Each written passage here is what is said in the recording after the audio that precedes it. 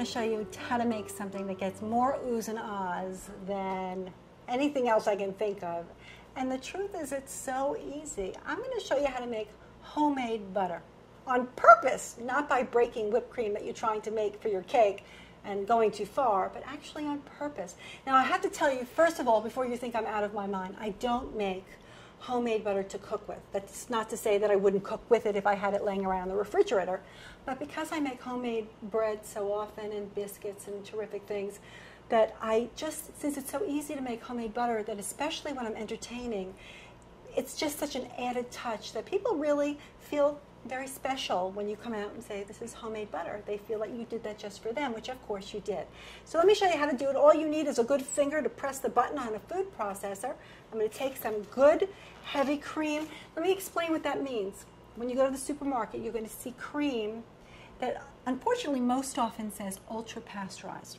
What that means is that the cream has been heated to a certain temperature, about 300 degrees, and it's kept there long enough to retard spoilage, to take out bacteria so that it doesn't spoil.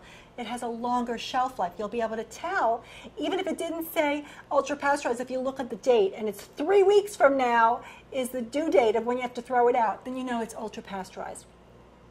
What you want is cream that's just pasteurized, meaning it's been heated, but briefly, and then it's been cooled, so it protects the fresh flavor.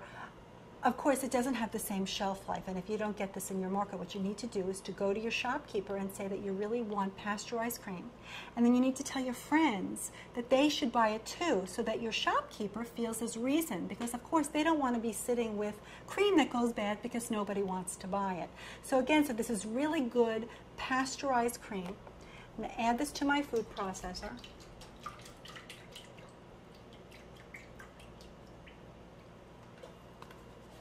I'm going to add some salt because I find it bland. I find butter, especially for spreading, for rolls and biscuits, I like some salt.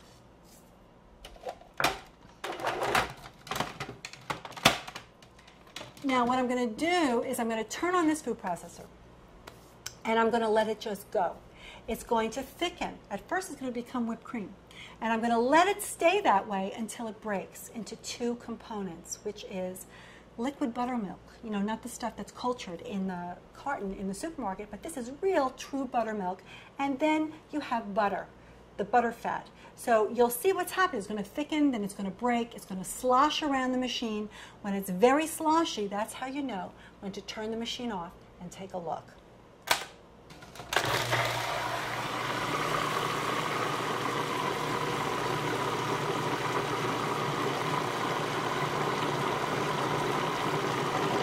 This is going to take several minutes.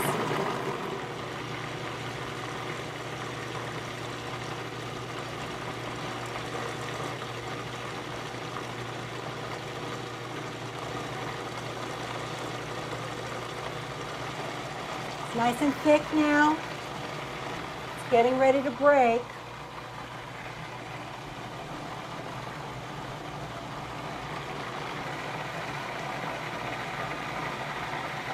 Here we go.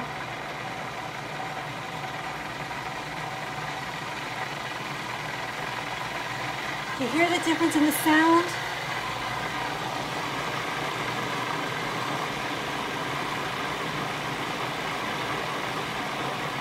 See all this sloshing liquid?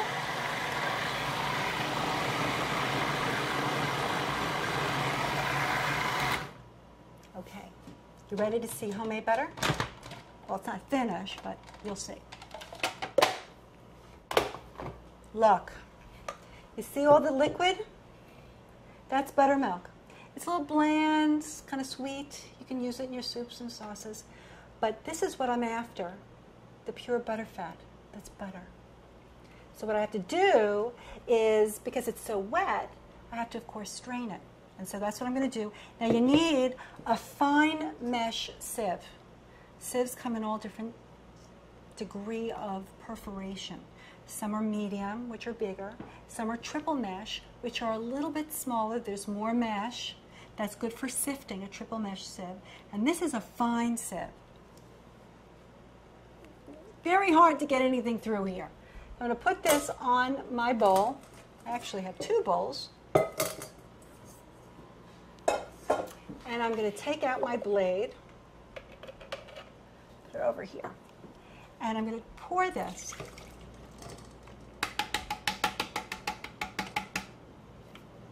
into my sieve.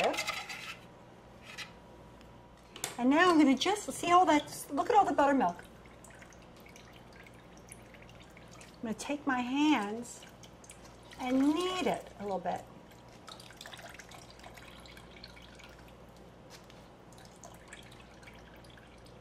Now this is still too wet, so what I need to do is I need to squeeze it between some sturdy towels. And when I say sturdy towels, this is important because, first of all, once you've washed towels several hundred times, they become porous.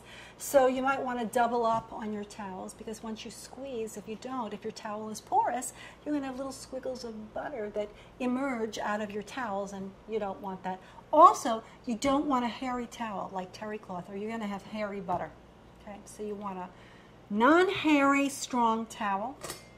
Take your strained butter, put it in the center of your towel. Let me just get this other stuff out here. And now I'm just going to wrap up this butter, and I'm going to squeeze it. Really squeeze it.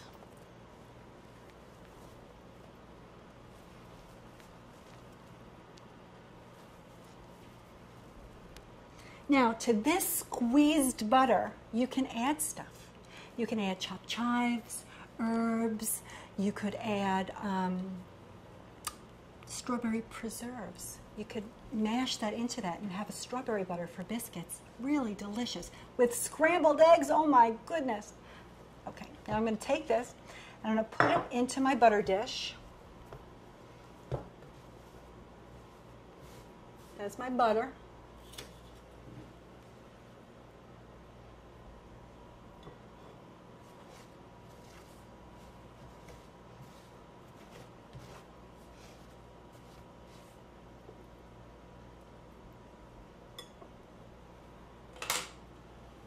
Take my towel, a dry spot, fold it over, and use the towel to help fit it into my butter dish so it fits totally into the dish.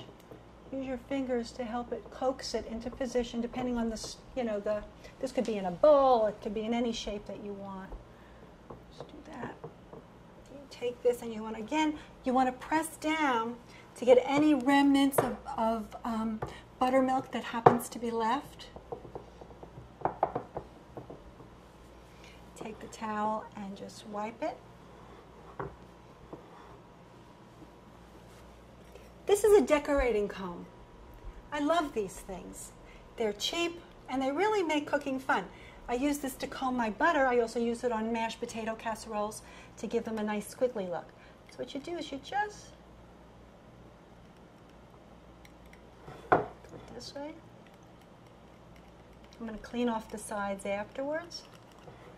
If you want to, you might have to go back and forth depending on if it's not level or not, within your butter dish, because you want to have the design all the way throughout. So just apply pressure down until you can go from one side to the other and get there in one even layer. Again, we're going to clean up the sides.